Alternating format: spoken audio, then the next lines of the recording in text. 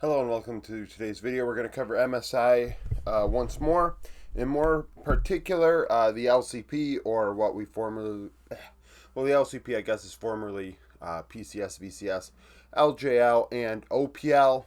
That's the present LCP, but more particular, we're going to talk about the PCS, LMS in this one because that is where CFO, comes from, is the PCS, right? So we're going to look at how historically the region that really encompasses Taiwan, Hong Kong,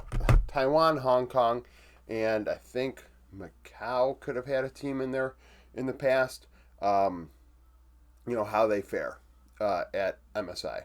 So historically, last night was nothing new out of the PCS, LMS, or now LCP. So it started in 2015. AHQ would face EDG in a best of 5 in the semifinals and get swept 3-0. EDG would go on to win that MSI. Clear Love had a 12.5 KDA in the jungle. Koro dominated in top lane with a 73% kill participation, over 1,100 gold lead, and had 4 solo kills in that series. Pawn would have 30% of the team's damage in mid lane. In 2016, CLG North America would beat Flash Wolves in the semifinals. Stixay would have a 7 KDA in that 3-1 win. Afromu, 88% kill participation. That's over 7 out of every 8 kills Afro was involved in. Huhi was playing mid lane at the time. 29% of CLG's damage. Afro would also lead in gold difference, up 139, which goes to show you that the laning phase was very close between Flash Wolves and CLG in that series, because, hell, the biggest gold difference is for the support, and it's only 140 gold. Huhi would have 2 solo kills. Now, in 2017, they started doing the play-ins for MSI, and Flash Wolves would play Supermassive in a best of 5. Turkey no longer exists as a Tier 1 region. It is now part of the ERLs. So Flash Wolves would win that 3-0. Sword Art dominated with a 43 KDA. I think he only died once. Karsa, 72% kill participation. Maple, 27% of the team's damage. Sword Art also had the biggest gold difference, up 676 gold on average, and Maple had 3 solo kills. In the main event, Flash Wolves would make it out of Rumble stage and play SKT and get swept 3-0. Faker had a 17 KDA, Wolf a 77 KP. Bang crushed it in that series with a 35% damage share and 888 gold lead. And then Huni was playing in top lane with 4 solo kills. I want to say he had all 4 on Fizz in one game. We're really doing some throwbacks here. If you're not, if you've only started watching League recently, some of this stuff is going to be very foreign to you. You've never seen a Fizz on on a professional stage, and a lot of these players are retired, except for like Faker and Maple just retired, Sword Art just retired. Huhi, I guess, is still kicking. But we'll talk about that in a second. So in 2018, similar thing happened. Flash Wolves beat Gambit. Gambit, a Russian team. Russia no longer having a region either. Flash Wolves with 3-0. Maple, 13.5 KDA. Mujin, 77% kill participation in the jungle. Betty, 35% of the team's damage. Maple, 822 gold lead and a solo kill. Once again, LMS, PCS, LMS at the time, would get out of Rumble stage. And this is the thing here. So, despite the PCS going 0-9 against LEC, LCS, now LTA North, LCK, and LPL, so 0-9 against the 4 regions that still exist, they always found a way in Rumble stage, well, not always, but a good portion of years here, they found a way to get out of Rumble stage and get to the quarterfinals. Like, they would win those best of 1s against North America and Europe, or, just do better than North America and Europe and get top 4. And it's kind of crazy to think about. Like, I like Rumble stage, and it's not, and I understand it. It allows for upsets and things, and I think upsets are actually what are more interesting and narrative driving than necessarily best team winning. we already have a new patch, so theoretically the best team might not win anyways. But Rumble stage allows for every matchup. Oftentimes people complain about this format and that format because there aren't enough series. It doesn't allow for us to be able to see every matchup. Well, Rumble stage did. Now, it might have been best of ones, but it did fulfill that need of seeing every matchup. And personally, I think a Rumble stage is better. Even if you found a way to do it in best of threes or something, I think it's a much better way to do things. But regardless, so they would face Kingzone in 2018, and Kingzone would win from the LCK. BDD 6.8 KDA, 79 kill participation. No shock there. BDD still does that, where he leads his team in KP. Prey and Gorilla in bot lane. What a duo. Prey had 38% of his team's damage in that series. Khan, 400 gold lead on average. And Maple, still 2 solo kills, leading the way. In 2019, Flash Wolves would beat Vega Squadron. Vega Squadron were a Russian team. And this was the end of the Flash Wolves run. They would then rebrand to PSG, or essentially Talon and then PSG, and back and forth now. Flash Wolves would win 3-1.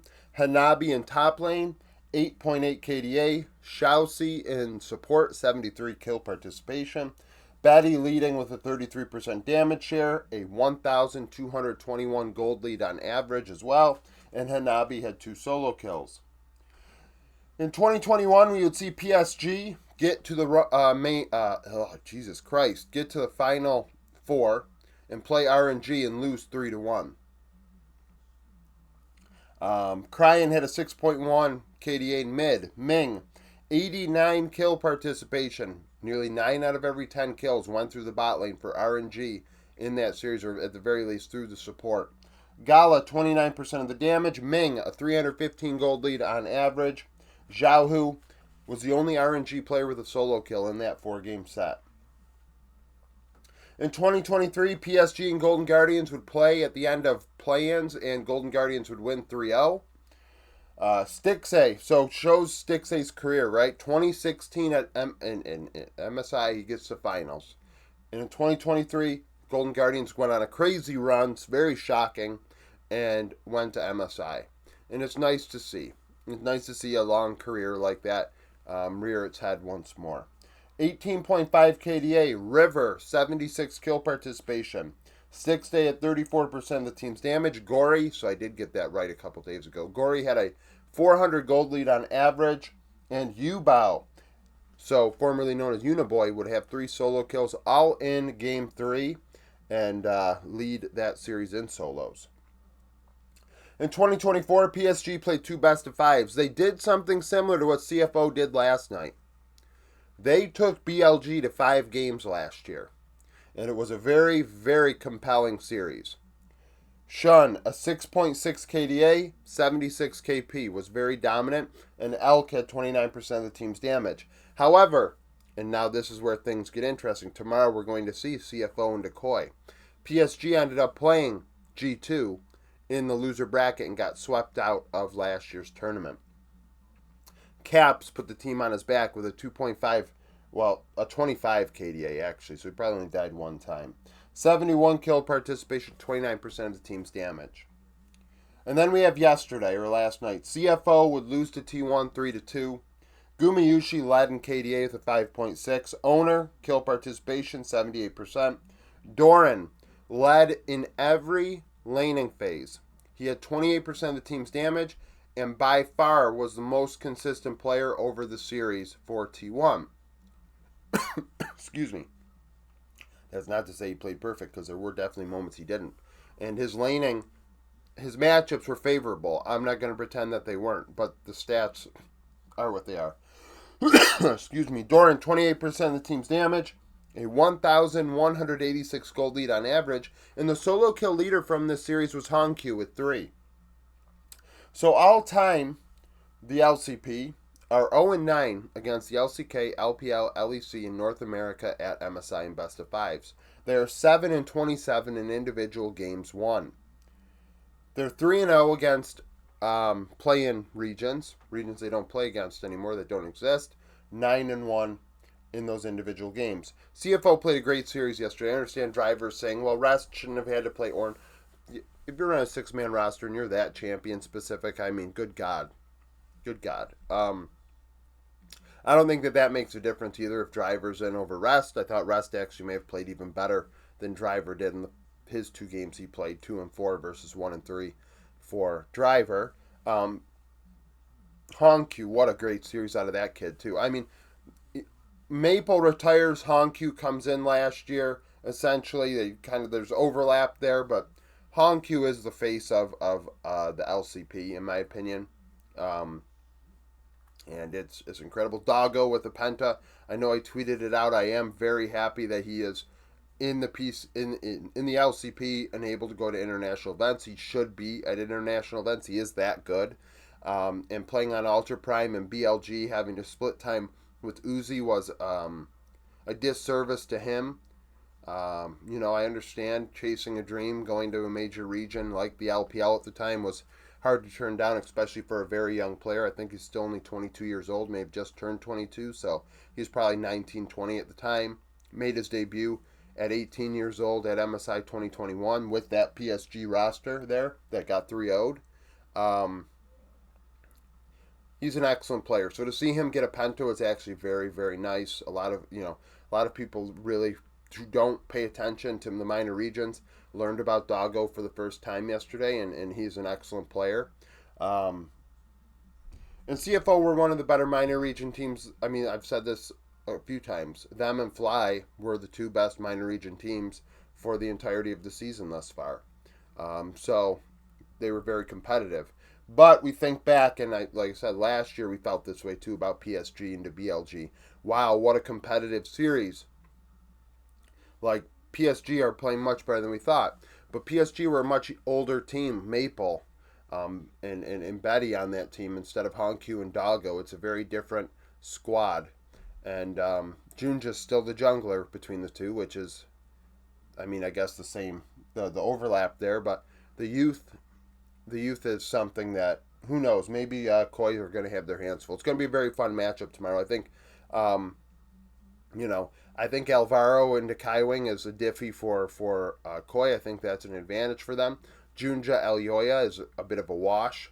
Top lane, once again, Mirwin has to show up. Somebody in my comments today said something about how I don't know, I'm down on Koi or something and this and that they played much better despite what I've been saying. And it's like, I mean, I still think that they finished 8th. But we'll talk about that more in my predictions. I guess 7, 8, or whatever. However this is going to turn out. Now that the brackets have been formed, the predictions may not line up just because the bracket isn't going to fall the way it needed to fall. But either way, I think CFO's advantage is Alvaro. Honkyu, what an aggressive player. Into Jojo. Jojo's going to have to keep his head on a swivel. He really is. But either way, this is the history of now LCP, but really, I didn't include Vietnam in here. Vietnam did have a few best of 5s as well, in the play-in stage especially. I don't know if Japan had any or Oceania, but I know that Vietnam did, and I didn't include them, so I don't know how I'm going to title it, whether it's going to be LCP asterisk, and underneath it put PCS LMS, but either way, thank you for watching. If you liked the video, like it, subscribe to the channel for daily League of Legends content, follow me on Twitter, join the Discord, become a YouTube supporter, and hope to see you again tomorrow.